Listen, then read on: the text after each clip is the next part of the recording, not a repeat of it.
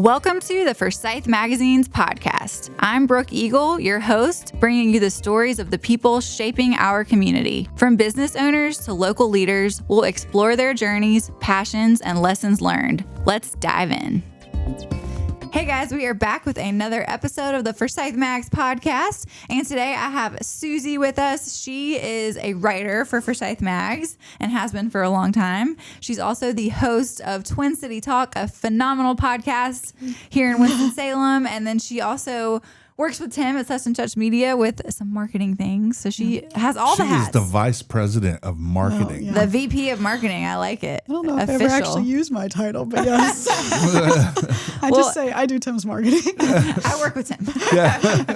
Everybody loves Tim. I make sure Tim's not pouting in the corner.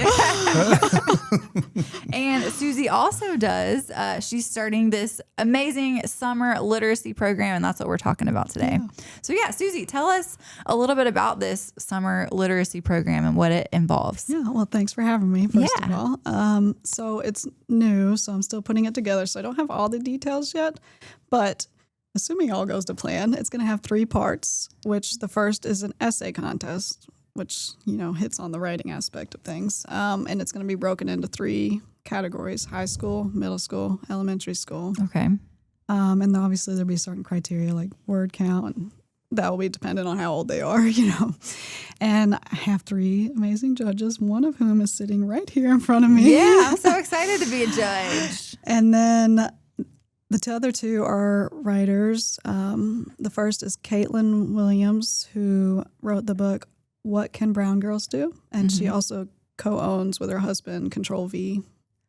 So she's going to be one of the other judges. Virtual cafe, arcade. Yeah. And then the other is Austin Highsmith, who lives in LA, but she's from Winston. She's an actor too. And then she wrote the book, The Miracle Tree, which was about her stay at Brenner's when she was little. Oh, wow. So, yeah. Very cool.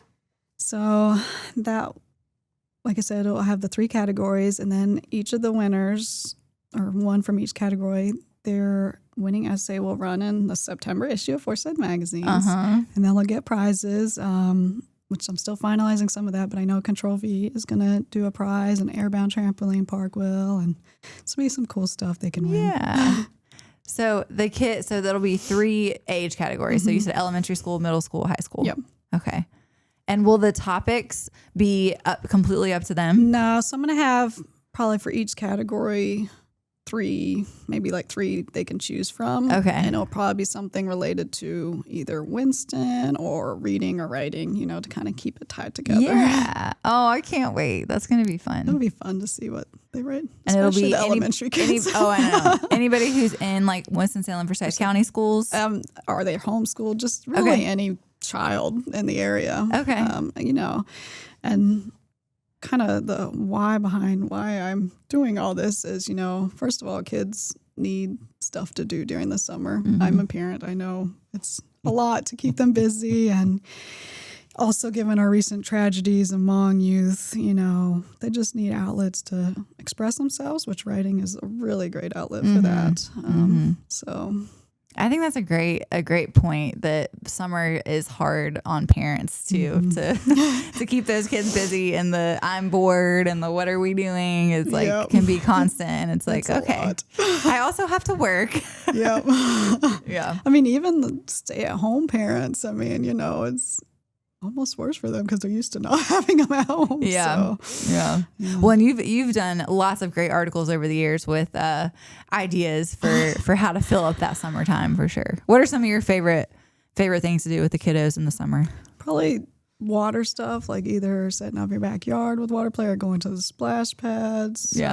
Just because it's so hot and it's nice and refreshing. Although, I don't know right now if we could even do water play outside with the drought stuff going on. I think that's a no right now. But, oh my gosh, yeah. So I don't know how that's going to impact things. It is. We have not had rain in forever. I know. The forecast is looking good, though. It keeps saying it's going to rain, and then it doesn't. Yeah.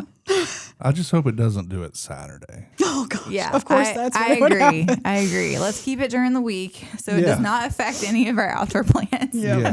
Yes, indeed. Yeah. So we have the essay contest. What are the other aspects of the literacy program? So the second part is going to be book drives for Reading Revolution, which is a local organization started by two women, two moms. One was a teacher, and the other is kind of just her bestie that's along for the ride, I think.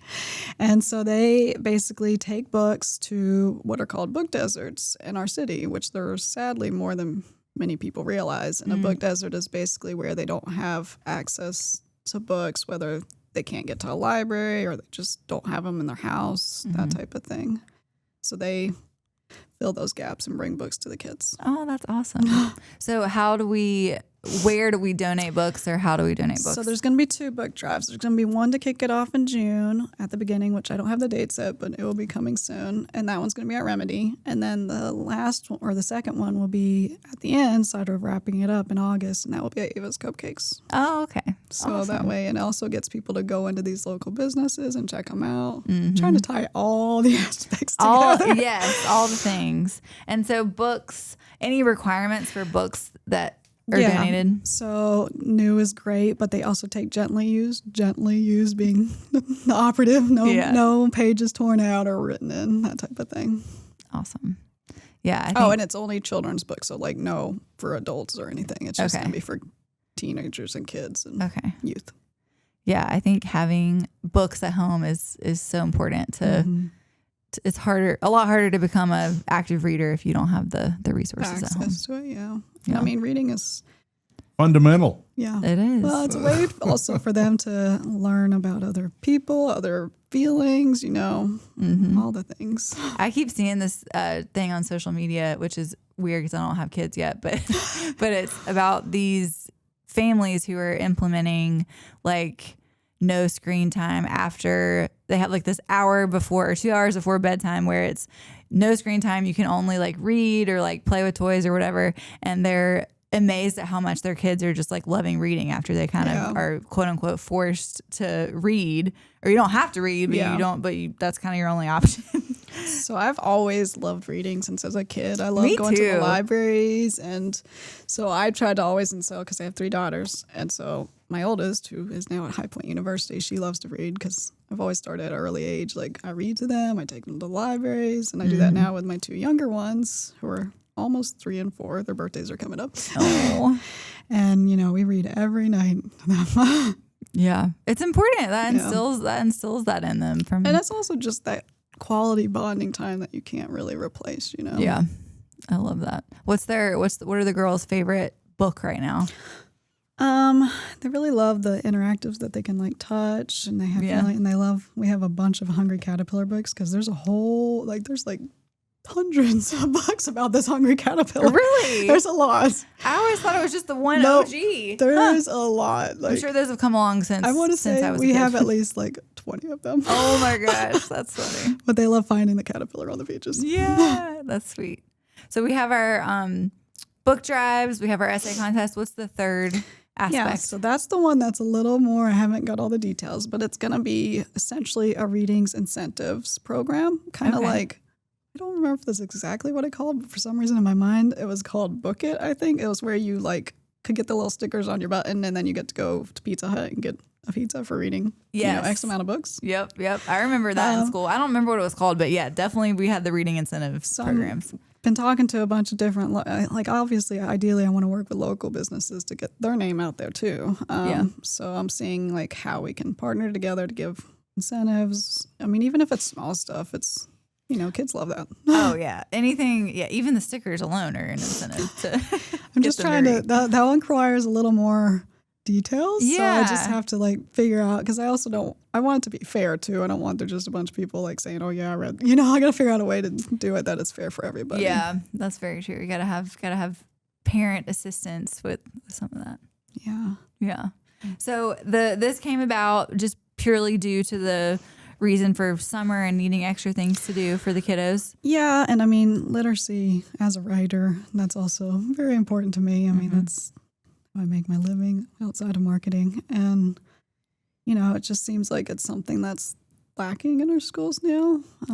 Not that it's really anyone's specific's fault. It's just how it's gone down. There's so much focus on testing now, and I want to bring back that love of reading and writing. The fun of it. Yeah. Because reading is fun. I remember being like just super into, totally into my books for hours at a time as a kid. I mean, even as an adult, which I don't really have time now, but when I do have time, like I'll read, I'll be like, oh my gosh, it's like 1 o'clock at night. I need to go to bed. Yeah, that's funny. Yeah, summer is the perfect time for it too, because when you're not at camp or when you need something to do, getting into a good book is the perfect activity. Yeah. And I'm hoping somehow to also work with the Forsyth County Libraries, partner with them somehow. Yeah. I haven't figured out the how, which I need to reach out to them probably. There's so many of them. That would probably be a good start. Yeah. So, yeah. Well, I just finished, or I'm about to just finish the last, because I've been doing that series that features all 10 of the Forsyth County Libraries, which has been really cool to get out there and see all of them, because I have, I've been to like 3 or 4, but. Yeah. I know. I didn't even realize we had And they have 10. such good, like, kids' rooms or kids' spaces, and it's just really cool. I'm sure the girls love getting to go and see all the new ones. They do. They're excited they take off. What's your favorite library that you've visited so far? Out of the 10? That's a tough one. I'm trying to think. There's so many. I think the one I was surprised about was the one in Walkertown. Like, it was just really like spacious, and like it was cool how they have the little groundhog. That was an interesting little fun fact. Yeah.